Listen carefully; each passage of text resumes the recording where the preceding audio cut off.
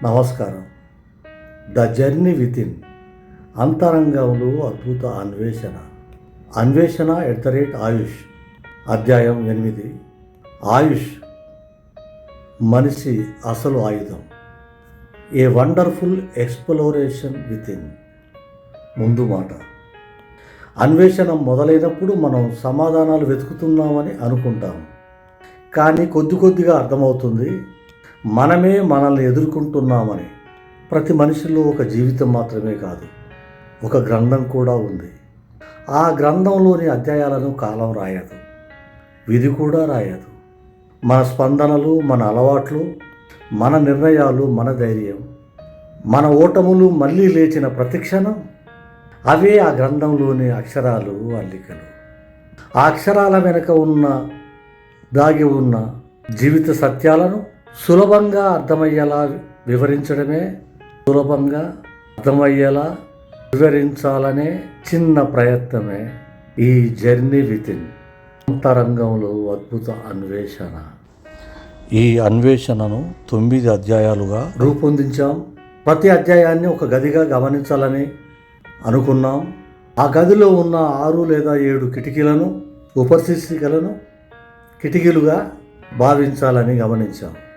ప్రతి కిటికీ నుంచి కనిపించేది ఒక కొత్త దృక్కోణం, ఒక కొత్త వెలుగు, ఒక కొత్త అవగాహన. ఈ ప్రయాణానికి సంబంధించిన ప్రవేశ ద్వారాన్ని, ఎంట్రన్స్ గేట్, ఇప్పటికే మీ ముందుకు తీసుకువచ్చాం. మధ్యలో కొన్ని ఇతర వీడియోలు వచ్చినా ఈ అన్వేషణ మాత్రం ఆగలేదు. ఎందుకంటే ఈ అంతరంగ ప్రయాణానికి విరామం ఉండవచ్చు, ముగింపు ఉండదు. ఈరోజు ఈ ప్రయాణానికి 8వ అధ్యాయం మీకోసం.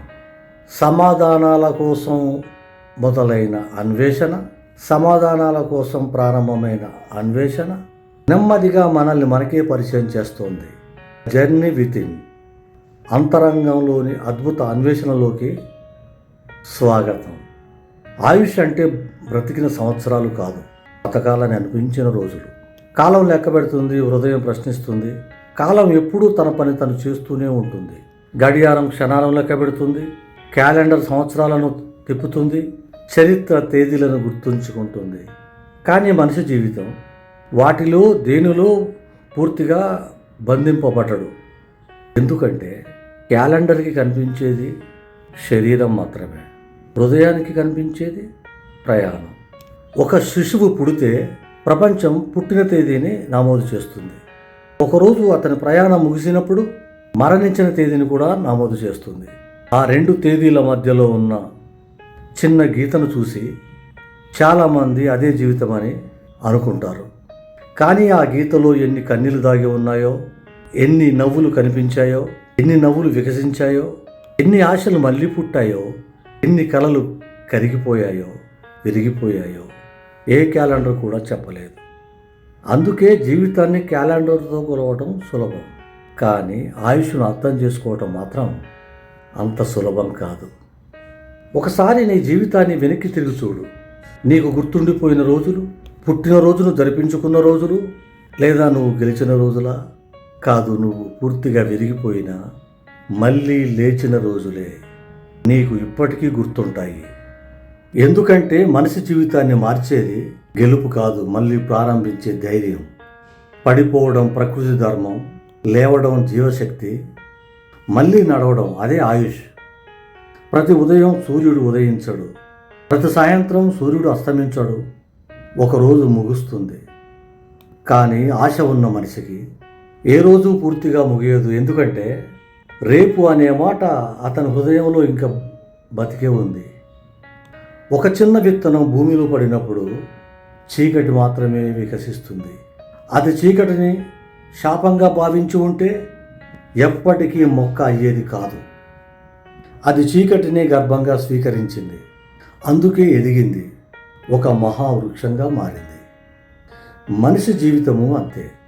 కొన్ని చీకట్లు మనల్ని దాచటానికి రావు, మనల్ని తయారు చేయడానికి వస్తాయి. కొన్ని కన్నీళ్ళు బలహీనతకు గుర్తు కాదు, హృదయం ఇంకా జీవించి ఉందనే సాక్ష్యం. జీవితంలో అన్నీ కోల్పోయాను అనే క్షణాలు వస్తాయి, అలా అనిపించే క్షణాలు వస్తాయి. చుట్టూ ఎవరూ లేరు అనిపించే రోజులు వస్తాయి. మన మీద మనకే నమ్మకం తగ్గిపోయే రాత్రులు వస్తాయి. అయినా ఉదయం నిద్ర లేచి ఒకసారి ప్రయత్నిద్దాం అని మనసు చెప్పిందంటే అక్కడే ఆయుష్ తన పని మొదలవుతుంది. ఆయుష్ తన పని మొదలు పెడుతుంది అక్కడే.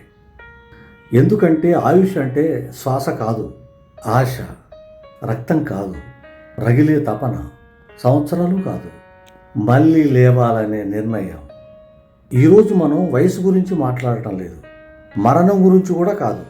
మనం మాట్లాడేది మనిషి మళ్ళీ ఎందుకు లేస్తాడో, ఎలా లేస్తాడో, ఏ శక్తి అతన్ని నిలబెడుతుందో ఆ రహస్యం గురించి. అదే ఆయుష్.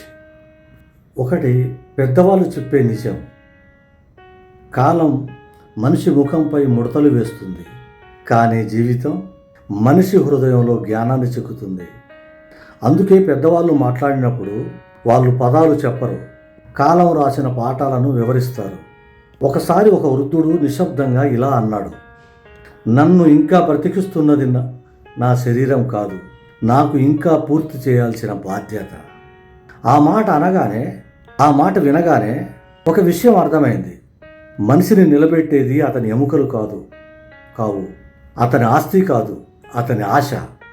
శరీరం రోజు రోజుకు బలహీనపడుతుంది, కానీ ఉద్దేశం రోజు రోజుకు బలపడుతుంది. అందుకే కొంతమంది వృద్ధాప్యంలో కూడా ప్రతి ఉదయం ఒక కొత్త కలతో లేస్తారు. మరికొందరు యవ్వనంలోనే జీవితాన్ని ముగిసిపోయిన కథలా చూస్తారు. వయసు శరీరానికి వస్తుంది, అలసట మనసుకు వస్తుంది, కానీ ఉద్దేశం ఉన్నవాడికి రెండూ అడ్డంకులు కావు. మనం తరచూ అడుగుతాం, ఆయన అంత వయసులో కూడా ఎలా పనిచేస్తున్నారు? దానికి సమాధానం వాళ్ళ శరీరంలో లేదు, వాళ్ళ హృదయంలో ఉంది. ఎందుకంటే బాధ్యత మనిషిని నడిపిస్తుంది, ప్రేమ మనిషిని నిలబెడుతుంది, తపన మనిషిని మళ్ళీ లేపుతుంది. ఒక చెట్టు పండ్లు ఇవ్వడం ఆపదు, ఎందుకంటే అది వృద్ధమైందని.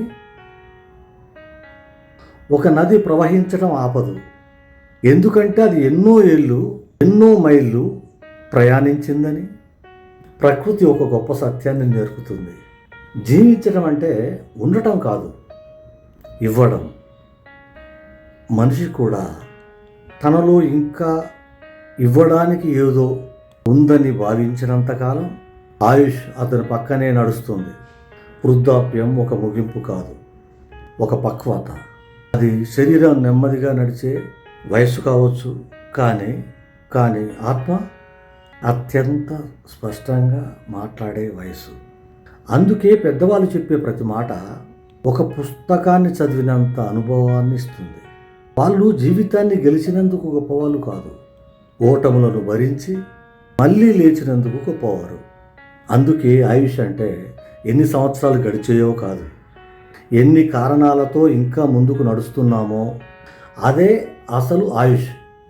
జీవితాన్ని పొడిగించేది కాలం కాదు, జీవితానికి అర్థం ఇచ్చేది ఉద్దేశం. ఒకసారి ఆలోచించండి, మీ శరీరం మిమ్మల్ని ఇక్కడి వరకు తీసుకువచ్చిందా? లేక మీ ఆశ, బాధ్యత, మీ ప్రేమ, మీ కళ మిమ్మల్ని ఇక్కడి వరకు నడిపించాయా? ఈ ప్రశ్నకు వచ్చే అసలు సమాధానమే మీ అసలు ఆయుష్. ఇప్పుడు రెండు ఆయుష్ అంటే ఏమిటి? మరింత లోతుగా కవిత్వం, తత్వం, శాస్త్రం కలిసేలా కొనసాగిద్దాం. రెండు ఆయుష్ అంటే ఏమిటి? ఒక మనిషిని చూసి ఎంత వయస్సు అని అడగవచ్చు, ఎంత ఆయుష్ అని ఎవరూ అడగరు. ఎందుకంటే వయస్సు కనిపిస్తుంది, ఆయుష్ అనుభూతి చెందుతుంది. వయస్సు శరీరంపై రాసిన సంఖ్య, ఆయుష్ ఆత్మలో వెలిగే జ్యోతి. ఒక సంవత్సరంలో ఇద్దరు మనుషులు జీవించవచ్చు. ఒకరు రోజులు గడుపుతాడు, ఒకరు రోజులు సృష్టిస్తాడు. ఒకడు కాలంతో కలిసి నడుస్తాడు, మరొకడు కాలానికి అర్థాన్ని నేర్పిస్తాడు. అందుకే ఆయుష్ అనేది గడియారం ముళ్ళ మధ్యన చిక్కుకుపోయిన సమయం కాదు, జీవితాన్ని మళ్ళీ ప్రేమించాలనే సంకల్పం. ఒకసారి సముద్రాన్ని చూశారా? ప్రతి అల ఒడ్డుకు తాకి వెనక్కి వెళ్తుంది. చూసేవారికి అది ఓటమిలా కనిపిస్తుంది. కానీ ఆ అలకు తెలుసు మళ్ళీ రావడం తన స్వభావమని. మనిషి కూడా అంతే. ఒకసారి పడిపోవడం జీవితం ముగిసిందని కాదు. మళ్ళీ లేవాలనే కోరిక చనిపోయినప్పుడే ఆయుష్ బలహీనపడుతుంది. విజ్ఞానం చెప్పేది మన శరీరం ప్రతి క్షణం మారుతుంది. లక్షలాది కణాలు తమ పనిని ముగిస్తున్నాయి. అదే సమయంలో కొత్త కణాలు పుడుతున్నాయి. మనకు కనిపించకుండా మన శరీరం ప్రతిరోజు తనను తాను కొత్తగా నిర్మించుకుంటోంది. ఇదే ప్రకృతి ధర్మం. పాతది విడిచిపెట్టి కొత్తదాన్ని స్వీకరించడం. మనసుకు ఇదే ధర్మం. నిన్నటి బాధను ఈరోజు ఆశతో మార్చగలిగితే మన అంతరంగం కూడా పునర్జన్మ పొందుతుంది. ఒక అడవి వేసవిలో ఎండుతుంది. చూసేవారికి అది అంతమైందనిపిస్తుంది. కానీ మొదటి వర్షపు చినుకు పడగానే అదే అడవి మళ్ళీ పచ్చగా నవ్వుతుంది. ప్రకృతి ఎప్పుడూ చెబుతుంది, ముగింపు అనేది చాలాసార్లు కొత్త ప్రారంభం దుస్తులు వేసుకుని వస్తుంది. మనిషి కూడా తనలోని ఆశను కాపాడుతున్నంతకాలం ఏ ఓటమి శాశ్వతం కాదు కాదు కాదు. ఆయుష్ గుండె కొట్టుకోవడంలో లేదు. ఆ కొట్టుకునే ప్రతిస్పందనకు ఒక అర్థం ఉండటంలో ఉంది. శ్వాస తీసుకోవడంలో లేదు. ఆ శ్వాసతో మరో మనిషికి వెలుగు ఇవ్వగలగడంలో ఉంది. జీవించడం శరీరం పని. జీవితానికి అర్థం ఇవ్వడం మనసు చేసే సాధన. అందుకే ఆయుష్ అంటే కాలం ఇచ్చిన సమయం కాదు, మనసు చేసే సాధన సాధన సాధన. మనకు మనమే ఇచ్చుకున్న అవకాశం అవకాశం అవకాశం.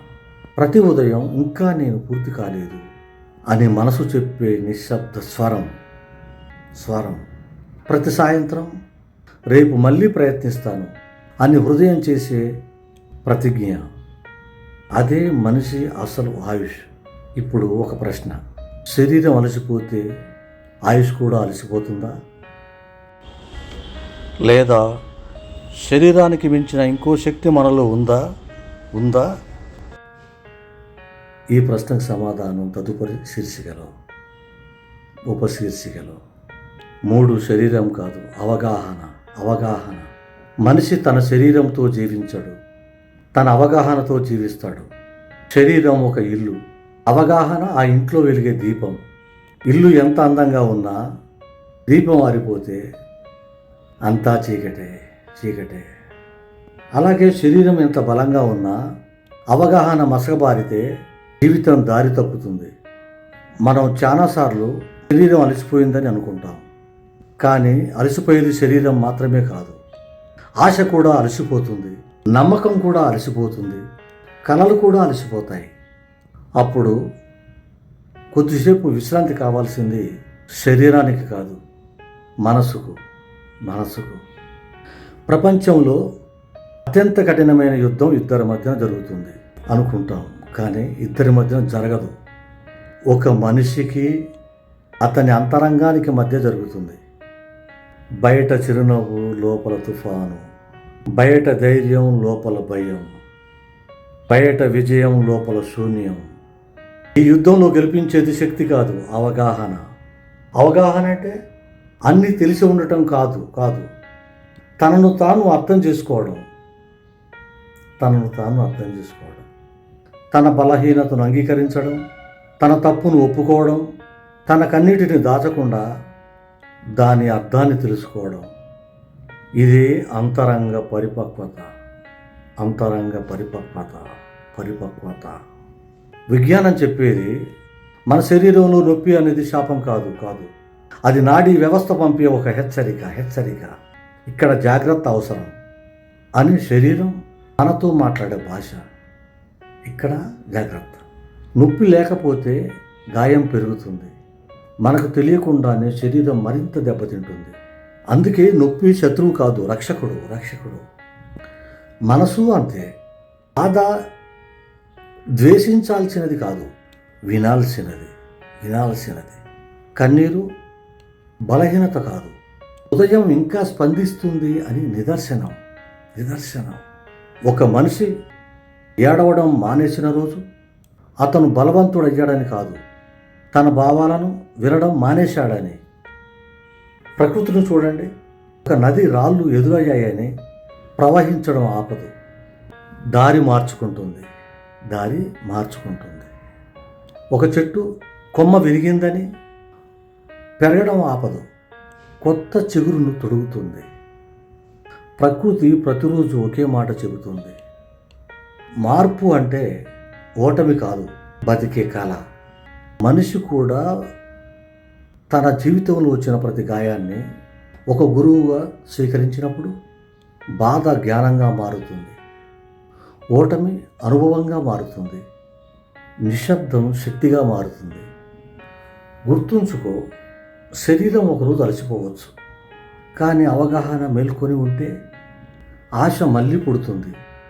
ఆశ పుడితే తపన వెలుగుతుంది. తపన వెలిగితే ఆయుష్ మరింత బలపడుతుంది. ఎందుకంటే మనిషి అసలు బలం కండరాల్లో ఉండదు, అతని అంతరంగంలో మేల్కొన్న అవగాహనలో ఉంటుంది. ఇప్పుడు మరో ప్రశ్న, ఆ అవగాహనకు శక్తి ఎక్కడి నుంచి వస్తుంది? ఏది మనిషిని మళ్ళీ లేపుతుంది? ఏది అన్నీ కోల్పోయినా మళ్ళీ ముందుకు నడిపిస్తుంది? ఆ సమాధానం 4 తపన ఆయుష్కు ఇంధనం. అగ్ని 2 పనులు చేస్తుంది, కాల్చగలదు, వెలిగించగలదు. మనిషి హృదయంలో కూడా 2 అగ్నులు ఉంటాయి, ఒకటి దహనం, మరొకటి తపన. జరిగిపోయిన దానిని గుర్తు చేస్తుంది తపన, జరగబోయే దాన్ని చూపిస్తుంది దహనం. అడుగుతుంది, ఎందుకు నాకే తపన అడుగుతుంది. ఈ 2 ప్రశ్నల మధ్య, ఇక్కడి నుంచి నేను ఎక్కడికి, ఈ 2 ప్రశ్నల మధ్య మనిషి జీవిత దిశ నిర్ణయం అవుతుంది. ఒక చిన్న దీపాన్ని చూడండి, సూర్యుడిలా ప్రపంచాన్ని ప్రకాశింపచేయదు, కానీ తన చుట్టూ ఉన్న చీకటిని మాత్రం వెనక్కు నెడుతుంది. అలాగే మనిషిలోని తపన కూడా ప్రపంచాన్ని మార్చకపోవచ్చు, కానీ ఒక జీవితాన్ని మాత్రం పూర్తిగా మార్చగలదు. అదే తన సొంత జీవితాన్ని. ప్రతి గొప్ప ప్రయాణం ఒక చిన్న అడుగుతో మొదలవుతుంది. ఒక మహావృక్షం ఒక చిన్న విత్తనంగా మొదలైంది. ప్రతి విజయగాథ ఒక చిన్న నమ్మకంతో మొదలైంది. అలాగే ప్రతి అర్థవంతమైన జీవితం ఒక చిన్న తపనతోనే మొదలవుతుంది. విజ్ఞానం చెప్పేది, మన శరీరంలోని ప్రతి కణం పనిచేయడానికి శక్తి అవసరం. ఆ శక్తిని ఏటీపీ అనే శక్తి అణువు అందిస్తుంది. ఏటీపీ ఉత్పత్తి తగ్గితే శరీరం అలసిపోతుంది, అవయవాలు బలహీనపడతాయి, జీవక్రియలు మందగిస్తాయి. ఇది శరీర సత్యం. అలాగే మనసుకు కూడా ఒక ఏటీపీ ఉంటుంది, దానికి పేరు తపన. తపన తగ్గితే కలలు నిద్రపోతాయి, ఆశలు మసకబారుతాయి, రోజులు గడుస్తాయి, కానీ జీవితం ముందుకు సాగదు. మనసుకి ఏటీపీ అనుకున్నాం కదా, మరి ఏటీపీ అంటే ఏ ఫర్ అవేర్నెస్, అవగాహన, టీ ఫర్ ట్రస్ట్, నమ్మకం, పీ ఫర్ పర్పస్, జీవిత లక్ష్యం, లేదా ఏ ఫర్ యాక్సెప్టెన్స్, అంగీకారం, టీ ఫర్ ట్రాన్స్ఫర్మేషన్, రూపాంతరం, పీ ఫర్ పీస్, శాంతి. ప్రకృతిలో నిలిచిపోయిన నీరు క్రమంగా కలుషితం అవుతుంది. ప్రవహించే నీరు ఎప్పుడూ కొత్తదనాన్ని మోస్తుంది. మనిషి మనసు అంతే. ప్రవహించే ఆలోచనలు అభివృద్ధిని తీసుకొస్తాయి, నిలిచిపోయిన నిరాశ అంతరంగాన్ని నెమ్మదిగా కరిగిస్తుంది. అందుకే తపన అనేది కేవలం కోరిక కాదు, జీవితాన్ని ప్రవహింపజేసే శక్తి. ఒక పక్షి ఎగరడం నేర్చుకునే ముందు అది ఆకాశాన్ని వదులుకోదు. ఎందుకంటే దానికి రెక్కల కంటే ముందు ఎగరాలనే తపన పుట్టింది. మనిషి కూడా సామర్థ్యంతో గెలవడు, ముందుగా తపనతో గెలుస్తాడు. గుర్తుంచుకో, తనం గతాన్ని పట్టుకొని నిలబెడుతుంది, తపన భవిష్యత్తు వైపు నడిపిస్తుంది. దహనం కన్నీళ్లను పెంచుతుంది, తపన అర్థాన్ని పెంచుతుంది. దహనం శక్తిని ఖర్చు చేస్తుంది. తపన శక్తిని సృష్టిస్తుంది. అందుకే ఆయుష్ శ్వాసతో పెరగదు, తపనతో పెరుగుతుంది. ఒకరోజు నీకు అన్నీ ముగిసిపోయినట్లు అనిపించినా నీ హృదయంలో ఇంకా మరోసారి ప్రయత్నిద్దాం అనే చిన్న స్వరము నీ హృదయంలో వినిపిస్తే దాన్ని నిర్లక్ష్యం చేయకు. అదే జీవితంలో అత్యంత విలువైన సంపద. అదే ఆయుష్కు ఇంధనం. అదే నిన్ను నువ్వుగా నిలబెట్టే శక్తి. ఇప్పుడు ఒక ప్రశ్న: ఈ తపన, ఈ ఆయుష్, ఈ ఆశ ఎందుకు ఆయుధం అని అంటున్నాం? దానికి సమాధానం: ఎందుకు ఆయుష్ ఆయుధం? 5. ఆయుష్ ఎందుకు ఆయుధం? ఆయుధం అంటే చాలామంది గుర్తొచ్చేది కత్తి, తుపాకీ, బలం, యుద్ధం. కానీ జీవితంలో అత్యంత శక్తివంతమైన ఆయుధాలకు ఇనుము లాంటి మెటల్ అవసరం లేదు. వాటికి మనసు చాలు. ప్రపంచ చరిత్రలో ఎన్నో యుద్ధాలు జరిగాయి. రాజ్యాలు మారాయి, సరిహద్దులు మారాయి, విజేతలు మారారు. కానీ మనిషి హృదయంలో జరిగే యుద్ధం మాత్రం ఇప్పటికీ ముగియలేదు. ప్రతి ఉదయం ఒక నిర్ణయం, ప్రతి సాయంత్రం ఒక సమీక్ష, ప్రతి రాత్రి ఒక నిశ్శబ్ద పోరాటం. ఈ యుద్ధానికి ప్రేక్షకులు ఉండరు. చప్పట్లు ఉండవు, పథకాలు ఉండవు. కానీ ఇదే మనిషి జీవితంలో అత్యంత గొప్ప యుద్ధం. ఒకరోజు అన్నీ కోల్పోయిన మనిషి మళ్ళీ లేచి నిలబడితే అతని చేతిలో కత్తి లేదు, తుపాకీ లేదు, సైన్యము లేదు. అయినా అతడు గెలుస్తాడు. ఎందుకంటే అతని చేతిలో ఉన్నది ఆయుష్. ఆయుష్ శ్వాస కాదు, ఒక అవకాశం. ఆయుష్ రోజుల లెక్క కాదు, దిశ. ఆయుష్ వయసు కాదు, విలువ. ఆయుష్ బతకడం కాదు, బతికించగలగడం. ప్రపంచం మనిషిని ఎన్నిసార్లు పడగొట్టిందో కాలానికి తెలుసు. కానీ అతను ఎన్నిసార్లు మళ్ళీ లేచాడో అతని హృదయానికే తెలుసు. ప్రతి లేచిన సందర్భం ఒక విజయమే.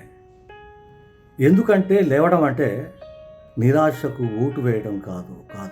మనిషి జీవితంలో అత్యంత ప్రమాదకరమైన శత్రువు బయట ఉండడు, లోపలే ఉంటాడు. నువ్వు చేయలేవు అని ప్రతిరోజు చెవిలో చెప్పే ఆ చిన్న స్వరం. ఆ స్వరం నమ్మకాన్ని దొంగిలిస్తుంది, ఆశను బలహీనపరుస్తుంది, భవిష్యత్తును మసకబారుస్తుంది. ఆ స్వరాన్ని జయించడానికి డబ్బు అవసరం లేదు, పదవి అవసరం లేదు, ప్రపంచం ప్రశంసించాల్సిన అవసరం లేదు. ఒకటే అవసరం: మళ్ళీ లేవాలనే నిర్ణయం. అదే ఆయుష్ అనే ఆయుధం.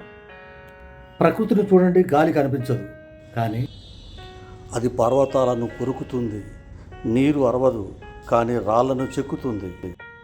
విత్తనం బలంగా కనిపించదు, కానీ భూమిని చీల్చుకొని వెలుగులోకి వస్తుంది. ప్రకృతి చెప్పే సత్యం ఒకటే: నిజమైన శక్తి శబ్దంలో ఉండదు, నిశ్శబ్దంలో ఉంటుంది. ఆయుష్ కూడా అంతే. అది గర్జించదు, ప్రకటనలు చేయదు.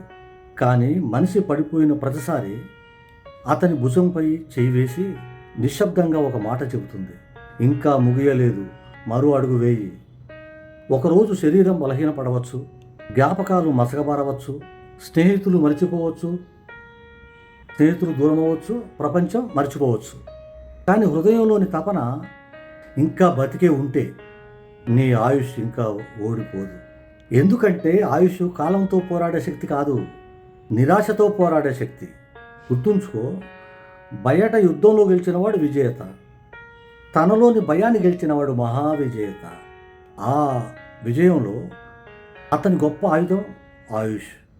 ఇప్పుడు ఆ ఆయుధాన్ని పట్టుకొని నిశ్శబ్దంగా ముందుకు నడుస్తున్న ఆ యోధుడిని కలుద్దాం. రెడీ? లోపలున్న యోధుడు ఈ భాగంతో అధ్యాయం క్లైమాక్స్లోకి ప్రవేశించింది. ఉపశీర్షిక 6: లోపలున్న యోధుడు. ప్రతి మనిషిలో ప్రపంచానికి కనిపించిన ఒక యోధుడు ఉంటాడు. అతడు యుద్ధభూమిలో పోరాడడు, చరిత్ర పుస్తకాలలో కనిపించాడు, పతకాలు గెలుచుకోడు. కానీ ప్రతిరోజు ఒక నిశ్శబ్ద యుద్ధాన్ని గెలుస్తూనే ఉంటాడు. అతని శత్రువులు మనుషులు కాదు, నిరాశ, భయం, సందేహం, ఒంటరితనం, విసుగు. ఇక నాతో కాదు అని చెప్పే అంతరంగ స్వరం.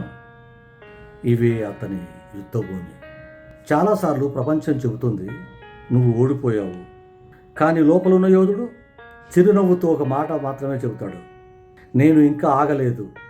అదే అతని విజయం. విజయం ఎప్పుడూ గెలుపుతోనే రాదు. కొన్నిసార్లు ఆగిపోకుండా ఉండడమే విజయం. మళ్ళీ లేవడమే విజయం, మళ్ళీ ప్రేమించడమే విజయం, మళ్ళీ నమ్మడమే విజయం, మళ్ళీ నవ్వడమే విజయం. ప్రకృతిని గమనించండి. రాత్రి ఎంత గాఢమైనా ఉదయాన్ని ఆపలేదు. వర్షం ఎంత కురిసినా ఆకాశాన్ని శాశ్వతంగా కప్పలేదు. శీతాకాలం ఎంత పొడవుగా ఉన్నా వసంతాన్ని ఓడించలేదు. ప్రకృతి ప్రతిరోజు ఒక సత్యాన్ని చెబుతుంది. ఆగిపోవడం ప్రకృతికి తెలియదు. అదే మనిషి కూడా నేర్చుకోవాల్సిన గొప్ప పాఠం. ఇక్కడ విజ్ఞానం చెప్పేది మన మెదడు స్థిరంగా ఉండదు. ప్రతి అనుభవం కొత్త నాడీ సంబంధాలను, న్యూరల్ కనెక్షన్స్ నిర్మిస్తుంది. కొత్త ఆలోచనలు కొత్త మార్గాలను సృష్టిస్తాయి. దీనినే న్యూరోప్లాసిటీ అంటారు. కొత్త నాడీ సంబంధాలను, న్యూరల్ కనెక్షన్స్ను నిర్మిస్తుంది. అంటే మనిషి మారగలడు, నేర్చుకోగలడు, తనను తాను కొత్తగా నిర్మించుకోగలడు. ఈ శక్తి మనిషికి ప్రకృతి ఇచ్చిన గొప్ప వరం. అందుకే ఒక ఓటమి నీ జీవితానికి చివరి వాక్యం కాదు. అది కొత్త అధ్యాయానికి మొదటి వాక్యం కావచ్చు. లోపలున్న యోధుడు ఎప్పుడు అరవడు, నిశ్శబ్దంగా శ్రమిస్తాడు, ఎప్పుడు గర్వపడడు, కృతజ్ఞతతో ముందుకు నడుస్తాడు. తనను తాను ప్రతిరోజు కొంచెం మెరుగుపరుచుకుంటుంటాడు.